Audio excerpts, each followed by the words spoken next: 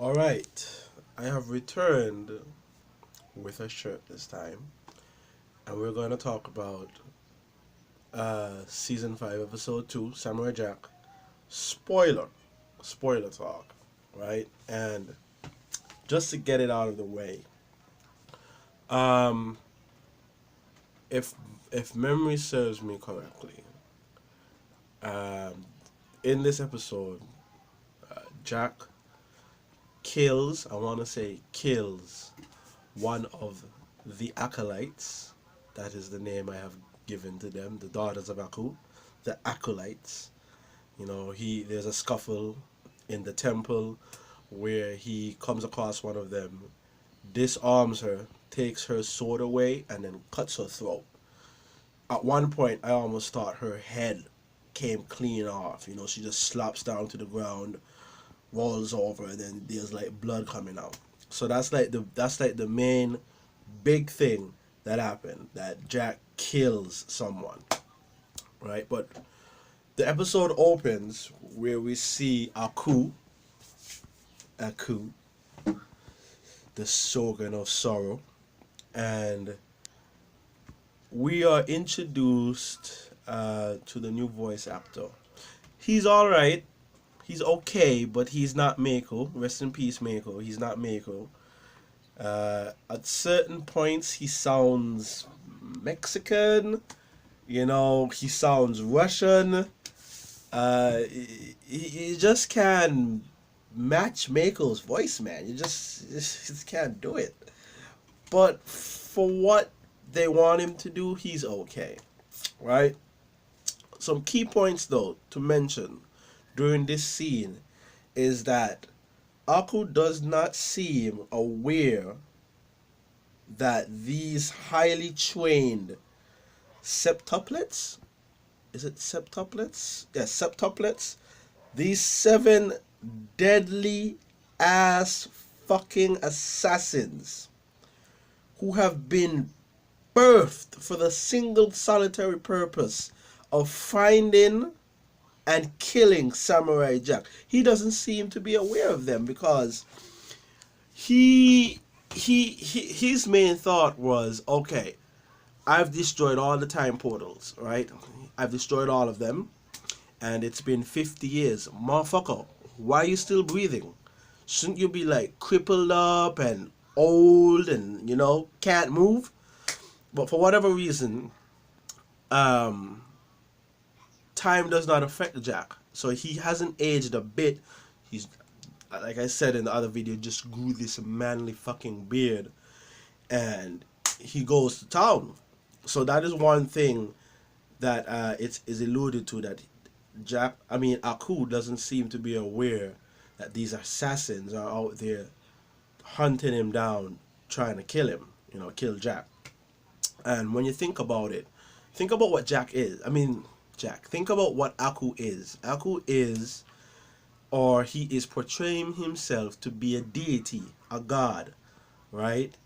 And a demonic one. But most of these deities and gods, they have no real relations to their underlings, their followers, and whatnot. In the first episode, you see that they're born by this woman who is praising Aku at an altar, right? There's an altar, there's an image of Aku, and she is praising him, right? It's a cult, right? So she's probably just fucked up in the head. The whole group there is probably just fucked up in the head, and their allegiances lie with Aku. But to say, oh well, they actually know each other, it doesn't appear that way. There is like some slight character modeling differences. Apart from the voice of Aku, he looks a little bit different, just a tad bit, like in the face and like the upper part, he looks a little bit different. But moving on from there, we cut to a scene where we see, and this scene is important. I think this scene is very important. We cut to a scene where we're introduced to a lone wolf, right? A lone, blue-eyed, white wolf roaming through the forest or whatever. and he comes across a fork in the road. He takes a path, and then the wolf comes along and meets like these like tigers, like they look like tigers, like an amalgamation of a tiger and a lion or some fuck, and he ends up fighting them. And cut back to Jack.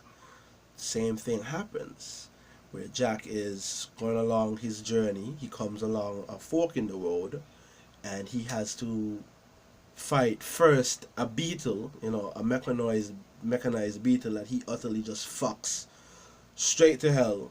He just takes a spear, right, and just fucks it at the beetle, and it's done in like 30 seconds flat. Continues along his journey, and then there's like a tripwire in the ground. He gets, caught up in the tripwire, and the acolytes, I'm gonna trademark that name, the acolytes proceed to systematically break down Jack. He is introduced at the start of the show with his bike, all his weapons, his gear, his clothing, his armor. The man is decked to fuck down, ready. By the end of the episode, nigga in rags. He doesn't have any shoes, tags, and he has a wound in his abdomen, right? He got served. He got served good.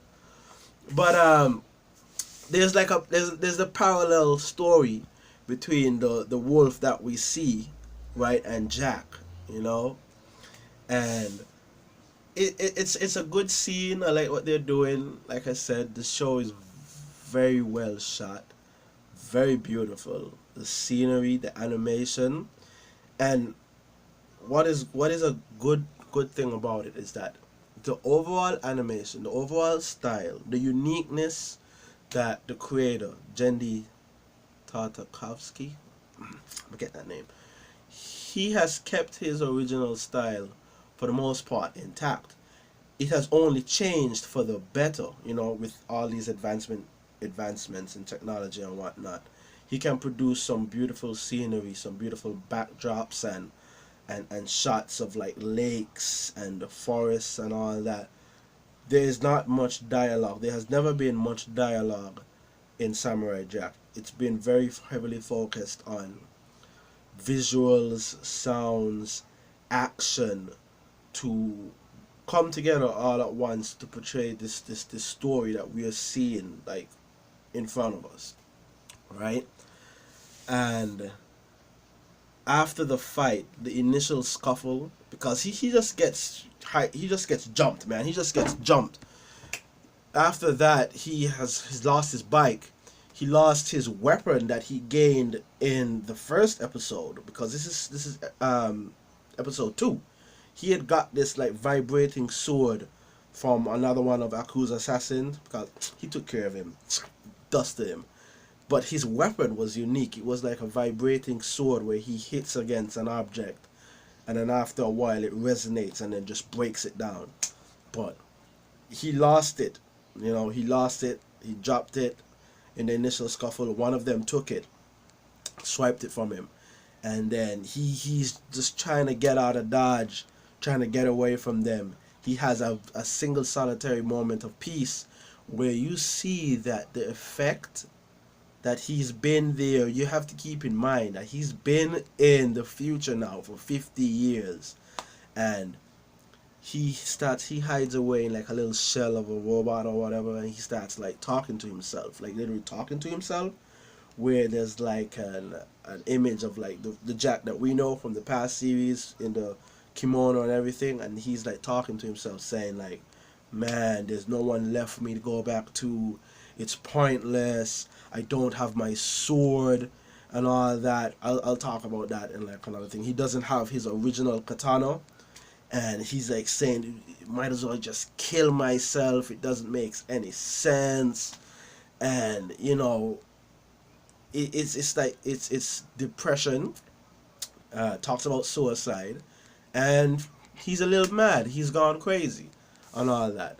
But after that scene, we move forward again, and there's another sequence where they enter a temple, and there's a a lot of it is illuminated by these fireflies, right? Fireflies, where it's like complete darkness and then the light is illuminated from the fireflies. And there's a scene where he goes down a hallway, right?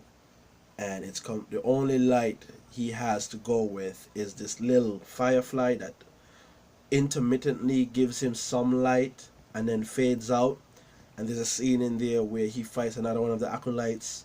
She has a sickle, I believe, or was it a sword? And it's just like a black and white scene. All you're seeing is like the clashes of the weapons, them, you know. And that was a good scene.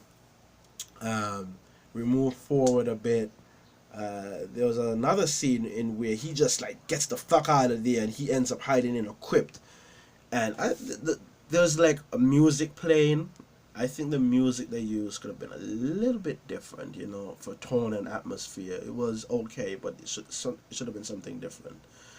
And if I was to continue on, this is like sometime after where he has his like first kill, because it's mentioned that, okay, all this time he's been fighting machines, robots, he says it, nuts and bolts, and he has had the sword, and that sword is nothing without its wielder. But the sword has really brought him through a lot of tough times. He doesn't have his sword anymore.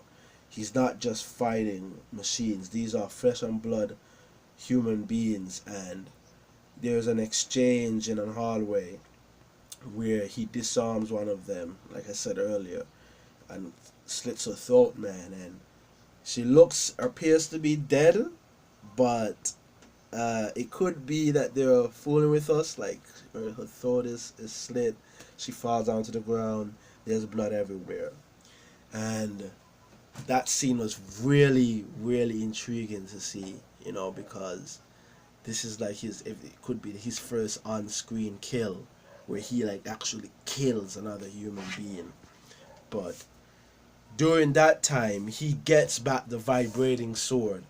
He's beaten, battered, bruised. He just can't take it anymore. He stumbles down a hallway. He turns. There's an opening and a river. He taps the sword on the wall a couple times, blows it up, right? And then the temple comes down. And he just ends up falling over into the river and then drifts down. Just get a shot with him like bleeding out into the river. And it's so amazing to see that those of us like in our 20s, early 20s, grew up watching this, and at the time we were kids and certain things couldn't be shown on Adult Swim. So as we have grown up, right, the show has grown up with us.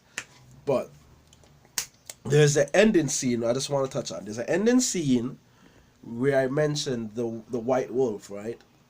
And Jendi Tartakovsky doesn't put anything in there just for showing it. There's a reason, rhyme, and purpose to what he does.